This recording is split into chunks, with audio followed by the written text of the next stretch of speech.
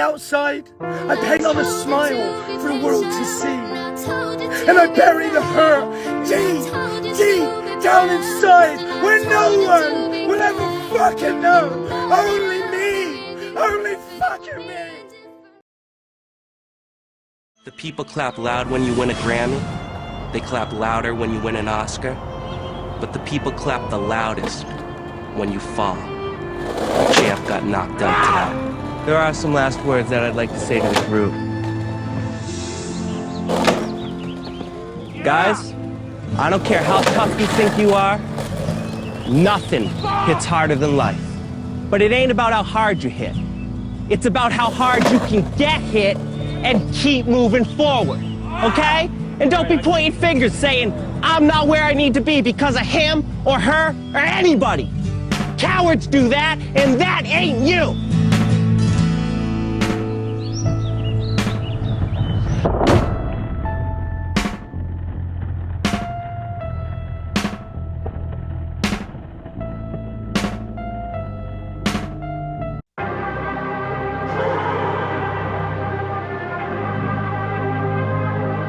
Yeah. Boy, nukes are now legal. we off the grid, this for my kid.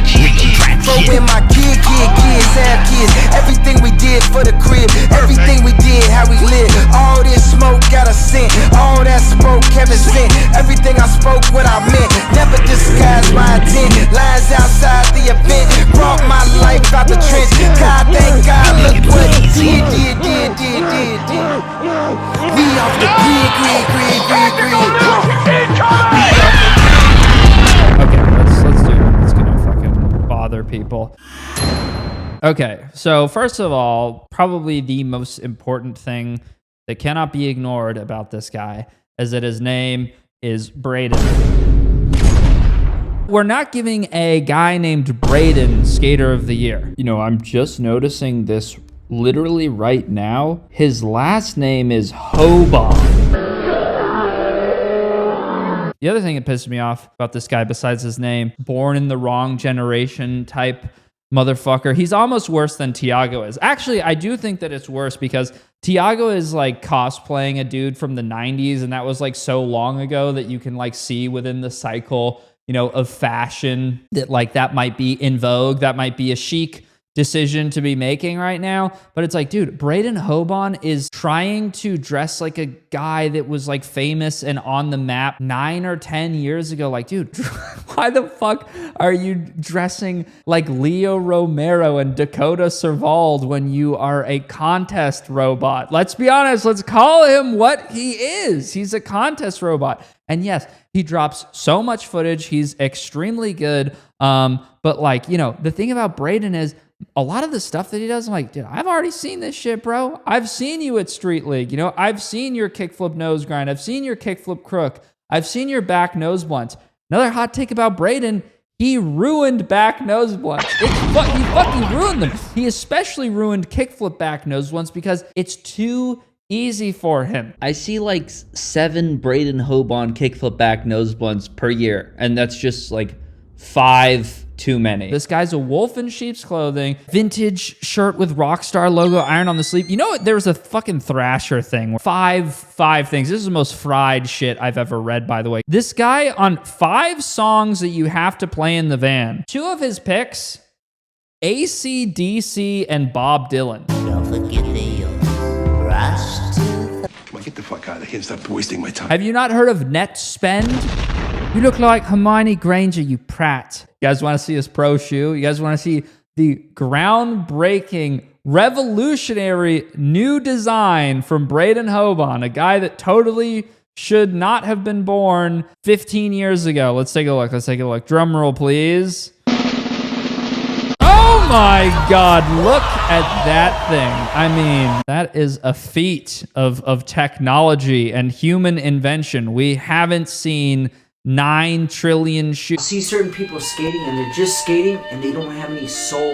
They have somebody telling them you have to learn the hardest trick. Flip in, flip out, flip in, flip out. But you're not like learning like why you have to, like where's the origin of this shit. They're teaching you to become a robot. but you're not understanding, like, it's like music. It's a soul to it, it's a feeling to it. It's not about, like, who can play the best lick on a guitar. 5 kickflips into fucking 7 kickflips out. Oh my god, it's never been done. Sure, it's never been done, but it looks like my fucking asshole. To be honest, he's just kind of boring. He doesn't have a lot of X factor. Him and Leo Romero are skating the same bump to rail. Braden does a trick that's like 4 times harder than what Leo does, and whatever Leo is doing looks so much cooler.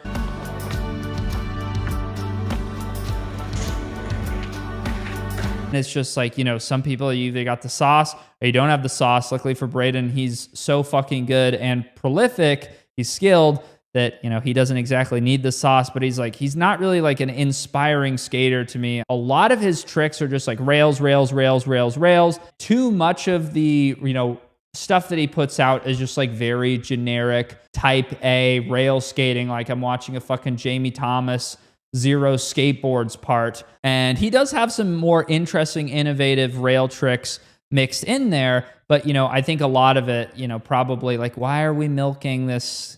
Why are we milking this guy for 11 minutes? You know, why are we having an 11-minute Braden Hoban milk session when this shit could be over in 45 seconds? Oh my God. Whose idea was this to shoot this? Back the fuck up, Braden. By the way, that John Miner part, look at this. I guess the idea was they went around and shot a bunch of stuff in the dark. And what did they call this video? Into the Braden Hoban into the light. There's definitely a good joke in there somewhere. Maybe something like into the light because watching this made me die of boredom. What is it? Get the fuck out of the floor! So leave a comment. Thrasher captioned it. They said, Braden destroys the silent streets in a visually stunning production. Sure, Thrasher. I find it stunning they all sat down as a unit and decided to go light up a grass gap at a tennis court. Front blunt he did on that handrail was crazy though. 여기서 쐐기포가 필요한 레이커스 수비가 필요한 멤피스입니다. 그렇죠. 르브론 돌파. 와! Here comes the desperation posting, guys. One-upping a trick he already did in SF with a fucking Thrasher t-shirt on.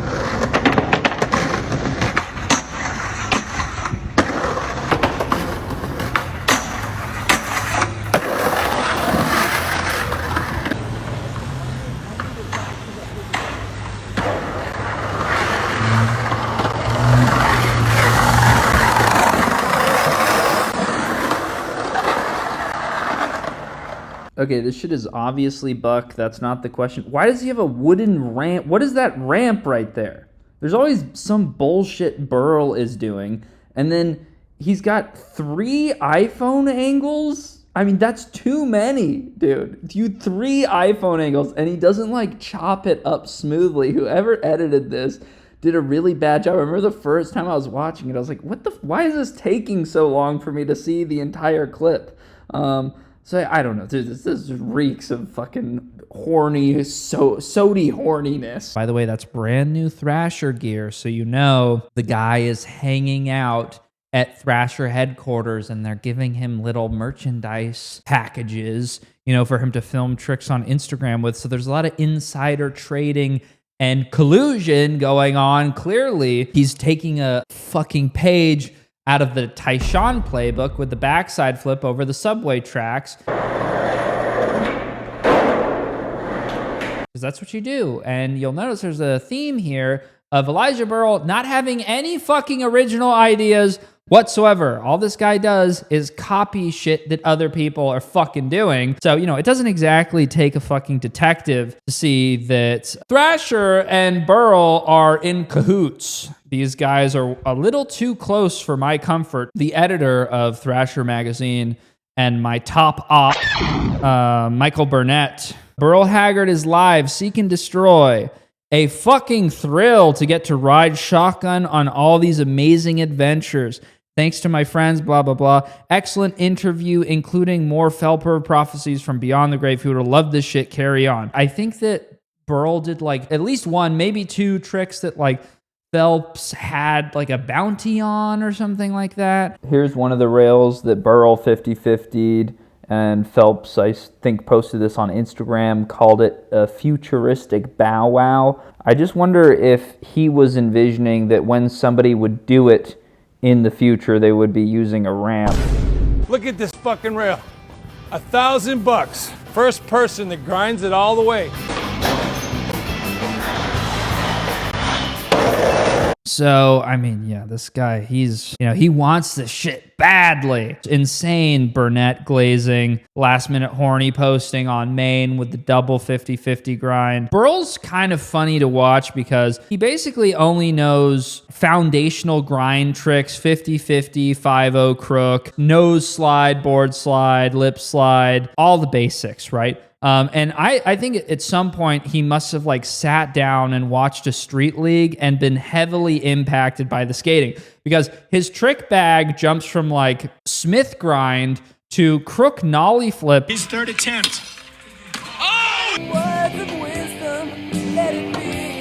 And then the Kelvin Hoffler special. Fakey.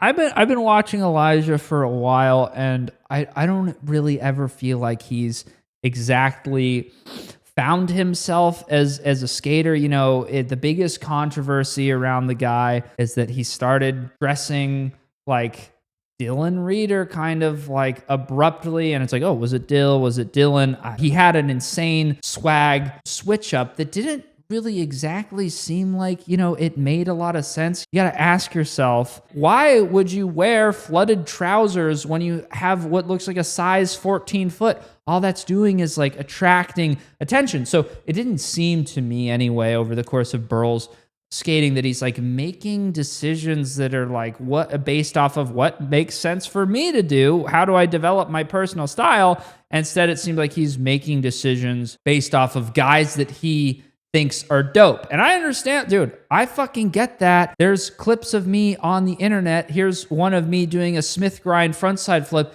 in a full fucking Dylan Reeder costume. Like, I was a teenager when that was happening. Elijah Burl I think he's 30 years old. So, and this isn't just like general observation that I make. There are concrete examples. There are multiple exhibits. The first video I ever put on Patreon was maybe a little bit insane what I was doing, but I took every single outfit that the guy fucking lifted from the Dylan Gravis video, and then like what he was obviously inspired by in his All Right Okay video.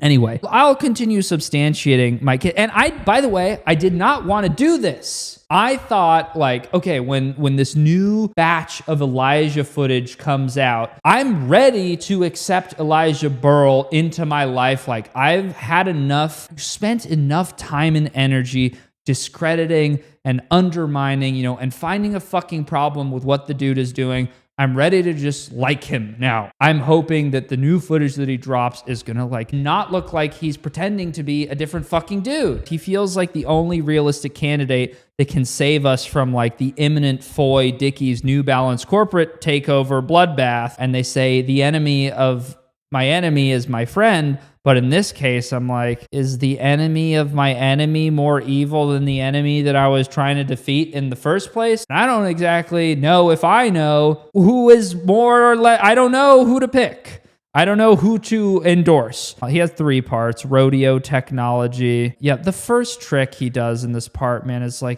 fucking tail slide flip to fakie in the tank top. You're not him, lil bro.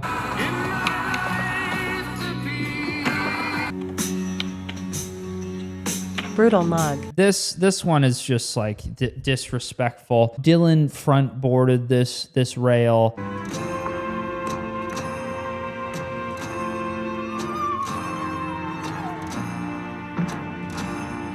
And then Burl went and lip slid it.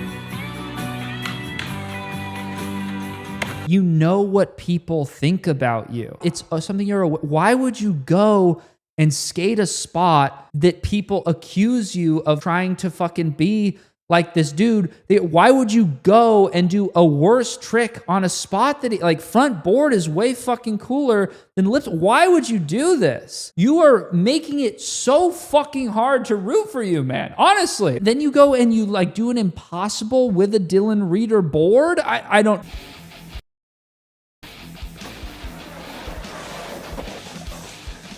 I don't know what you expect us to say. There's a clip of him smoking a cig in black and white. You are way too jacked to be behaving like this. You're on some like Neen Williams high protein diet. Stop the cap. Some B-roll of you doing a cold plunge would be more believable. You think Dylan Reader was lifting weights? Not only is Burl's style ABD, his song is ABD as well. Oopsie fucking poopsie.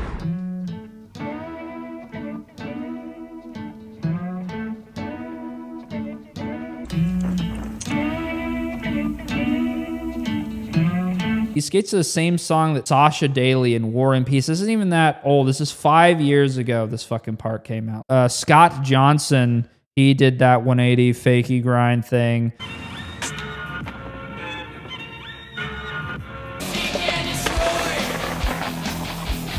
Burl did the whole thing, but, you know, I'd be more willing to kind of look the other way on a trick like that and an ABD because Burl did the entire ledge, but it's like, you know, given his track record, looks like this guy really can't come up with an original idea.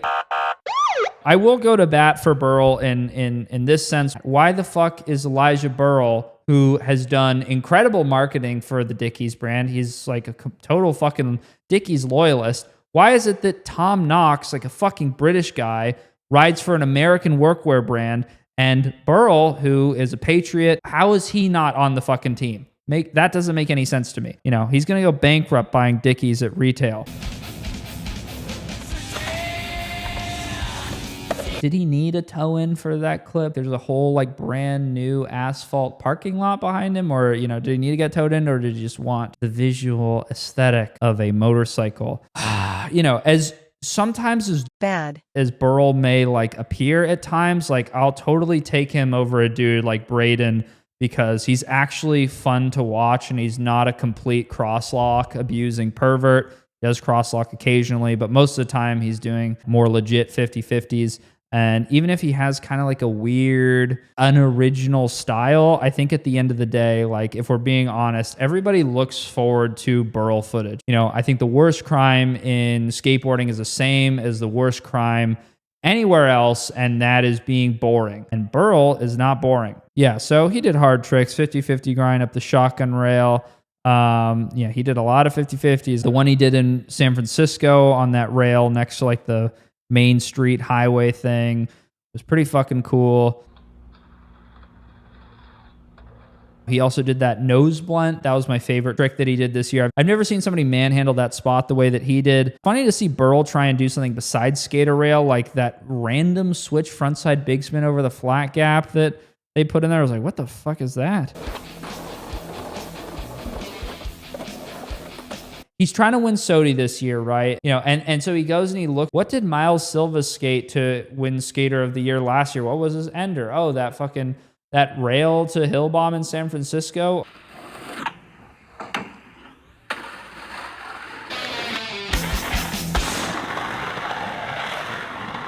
He straight up just looked at the guy who won SOTY last year and copied his ending spot. And it's like, yep, I'm gonna use that for my ending spot also. Kind of obvious and dumb from a strategic standpoint. He scraped manuals. Not the first time he scraped a manual on a fucking picnic table either. Song ABDs, swag theft, you know, ender lifting. And then they dropped the fucking propaganda video with him in Austin. And I'm just like, this is like a little dirty now.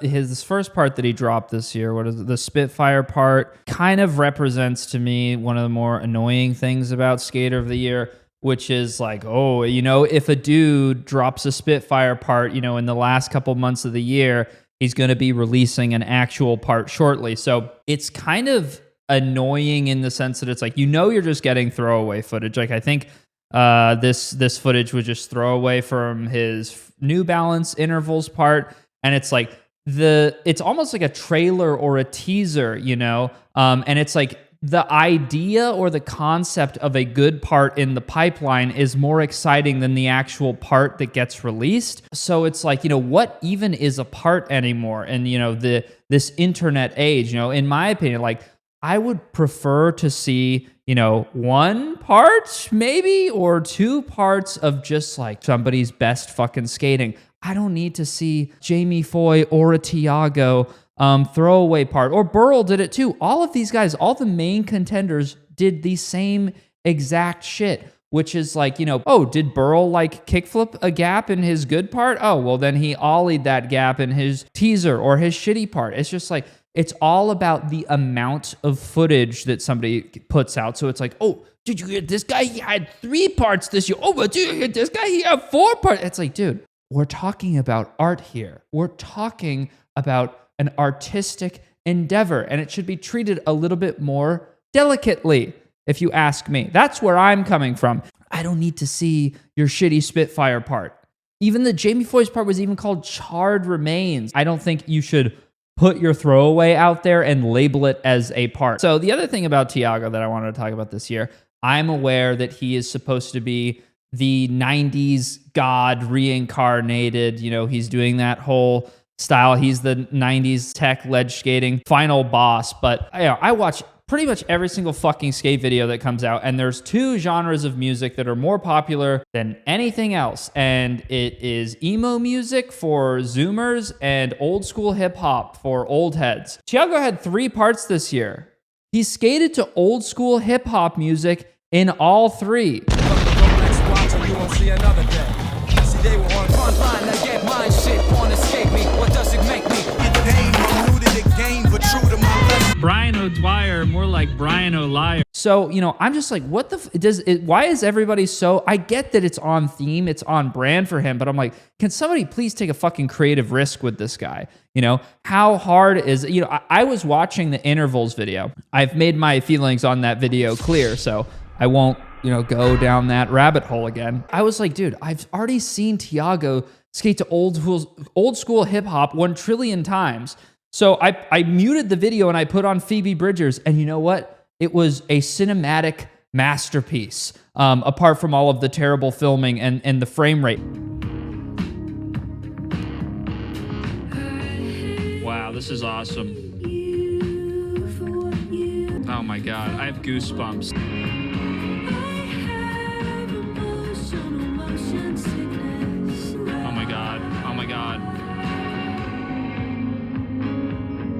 Not saying that I'm some fucking creative genius, but the point is, something subversive or unexpected, I think, can go a long way. And I just feel like that people are terrified of in the skate industry of taking creative risks. And it's like, dude, you know, I get it. It's scary. You have somebody like Tiago, you don't want to fuck it up. But maybe being too afraid of fucking it up is actually causing some people to fuck it up. Anyway, yeah, even his Spitfire merch line that came out as a knockoff of this group called Gang Stars, which is a hip-hop duo from the 90s. Nollie flip crook on that handrail. Huge pop, nice. And then this guy, I wanted to share this joke. This guy, his name is Toast Santos. When intervals first came out and there's this shot of Tiago mogging, he said he looks like a Call of Duty character.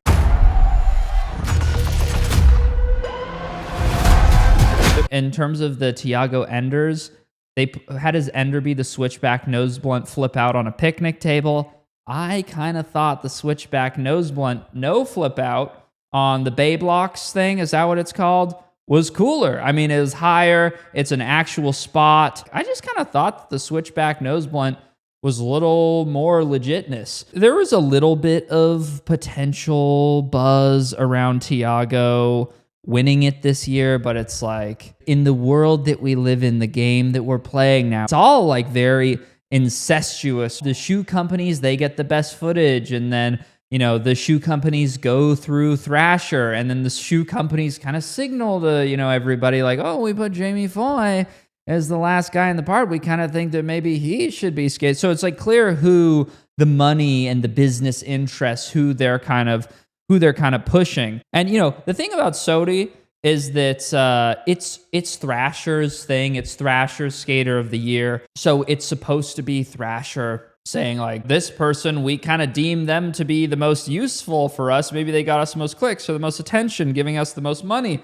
You have to work and collaborate with Thrasher, release things through Thrasher, do Thrasher interviews, do Thrasher YouTube videos, do Thrasher Instagram posts, get covers. The problem is it's like people, I think, look towards Skater of the Year. I feel like we have the same fucking conversation every year, but who gives a fuck? I think people look towards Skater of the Year as like an acknowledgement of like, to your best abilities, quantify who the best Skater of the Year was. It's Thrasher clearly has a conflict of interest in doing that. It's like, if there was, you're looking at the Oscars or something, and the Oscars was owned by AMC, and AMC, the theater company, they're like, okay, well, what's a movie that did well here? Transformers 17 made us the most money this year, so, maybe we're going to give it Best Picture. It's kind of like that. That's the problem with the Thrasher Award. Conflict of interest, and we all know it's there, and it kind of sucks.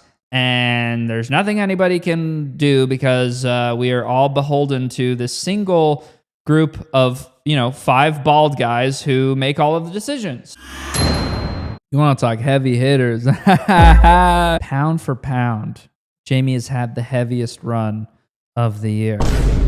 An endless buffet of fat bangers. My blood pressure was skyrocketing watching some of these supersized stunts.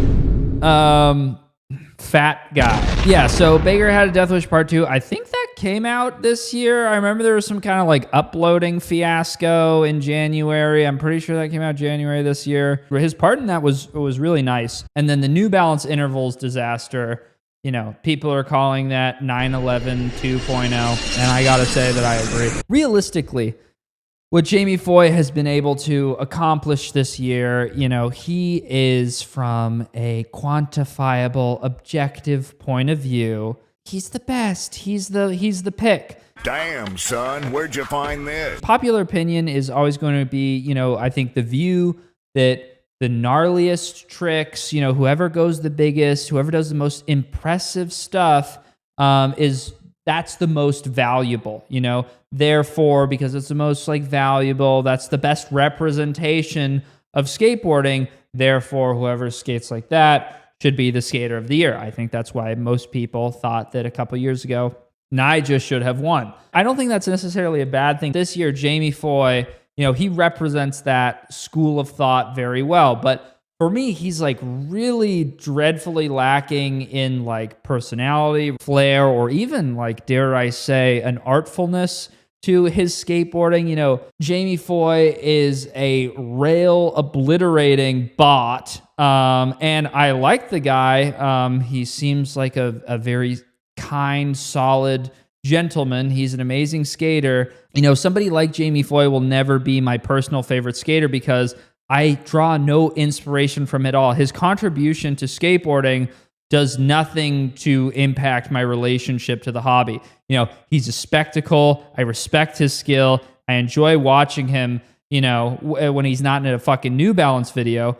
But I wasn't like, oh, more Jamie Foy footage? Yay. I've seen enough. I saw more Jamie Foy this year than I wanted to. And I don't think that's a good sign, for the way that he was releasing his footage, the way that the footage was, being directed and edited. I wasn't looking for, I'm full fucking overdosing on Jamie Foy footage. I especially felt this way when looking at, some other skaters on this list who I genuinely really loved watching and made me feel, sorry for being cringe, but actually made me feel like I liked skateboarding. Antonio, Durao, Joe Campos, Emil, watching them actually brought me some joy, brought me some, sparked a happiness within me that, Ratatouille style, flooding back, being I remember my first time nose stalling on a curb. So, my question for you guys is, what is skateboarding about for you? What do you personally value? I value style. I value inspiration. I value cultural impact. I value contributions that are not only about the skating, but things that affect, everything surrounding skateboarding as well. I care about the entire thing. Jamie Foy, to make matters worse, was pretty much treated like a monkey by New Balance to dance on handrails to sell their shoes in an even more obvious way than your average skate video. I think skateboarding videos can be a lot more than that. That's my perspective on the situation. I can accept Jamie Foy as Skater of the Year. If he wins, I'm not going to go, that's wrong. That would be fucking stupid, because he does deserve it. He did incredible tricks this year. I just don't really like what he represented, and that is he was representing New Balance and Dickies, executed the way that they were. I think if he does win Skater of the Year, it's probably the most corporate Skater of the Year rollout ever. Correct me if I'm wrong. That's how it felt this year. I was just like, ugh. It feels a little gross. I would like to see them give it to somebody that isn't wearing a Red Bull hat in choppy 4K footage. Call me fucking crazy. If I worked for Thrasher, I wouldn't vote Foy. I think it validates a lot of the egregious creative decisions that Foy was a victim of this year. That's how I view Jamie Foy. I view Jamie Foy as a victim of his sponsors, unfortunately. I mean, this shows you a lot right here. Who are the children clipping out from the full length and re-uploading their parts individually so that they can wake up every morning with Cinnamon Toast Crunch and watch this bullshit on repeat for weeks and weeks and weeks and weeks until they have every single moment fucking memorized? Joe Campos. Nobody is doing that with Jamie Foy footage. Leave me alone, I'm having a crisis. Yeah, this guy's having a fashion crisis. So I'm a well-documented Deeds hater. I gave him my best this year. I really tried to hate Deeds. And Deeds gives you a lot to work with. This guy's fits are fucking insane. Warning. Life sentence in the dungeon for all found in possession of butterfly t-shirts. Damn, son, where'd you find those trousers? Now, I've noticed there's been a shift in Deeds this year. There's like a real darkness about him. There's something in his eyes. You can see that he's troubled. And that's what I like to see that in my skateboarders. I think the biggest indication that something has shifted is how huge Deeds has gone this year. Like, I do not remember him doing stunts of this magnitude in his career up until this point. Like, it seems like he just doesn't really give a fuck anymore, and he's trying to go as big as he possibly can. It looks like he doesn't care what happens to his body. I mean, before this, like, dude, Deeds was not doing 50-50 grind ollie 50. I mean, this stuff is like legit ultra pro, like elite skateboarding. Deeds pretty much took the ride-on grind further than I think any man thought possible. Like, he is doing ride-on nose blunts through curved hubbas. I don't know what the fuck is wrong with this dude. He is just he's been exceptionally motivated. 4 parts this year. And, unlike a lot of other skaters who drop tons of parts, like, I kind of thought every part that Deeds put out this year was pretty fucking good. I think if you gave a teenager superpowers, the ability to skate like a top 0.1% skater, I think they would be trying to do like exactly what Deeds is doing, which Deeds, essentially his goal this year was to find the gnarliest possible spot that does not require an ollie.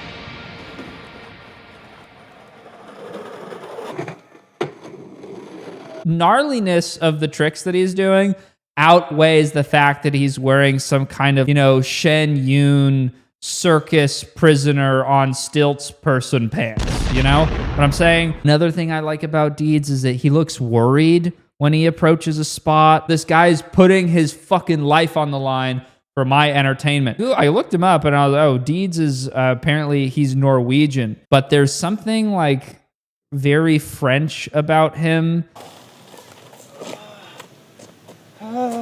I think most of us probably saw that slam that he took on that backside 50-50.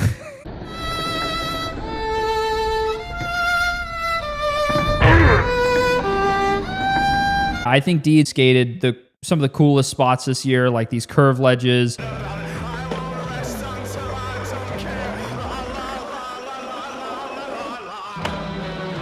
and hubba combos.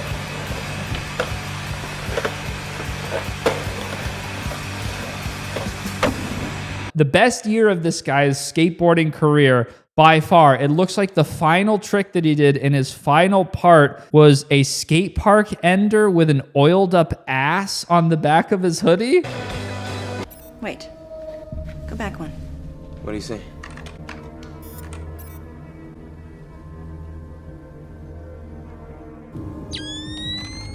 Holy shit. Yeah, unfortunately, Deeds, he's not going to win SOTY this year because he's still wearing jorts.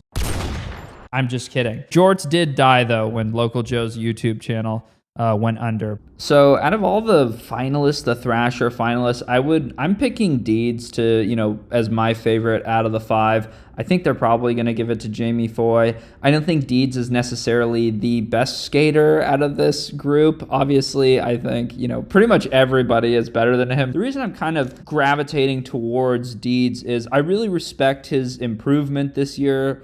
I am a converted hater of his. There are things about him that I still think are pretty funny. I just have respect for what he did this year. And with the theme of Thrasher and Skater of the Year, it feels like it's getting more and more insider, corporate interference, behind the curtain, knowing who's who of whatever. And I just feel like bucking that trend and going with the guy that feels like, he is the least involved. He's in Europe minding his own business. He's not like popping in and out of the Thrasher office like I know Burl is. My actual pick, my real SOTY pick is Emil. With what we've got right now, rushing this thing out of these 5, I'm giving my official endorsement to Diedrich.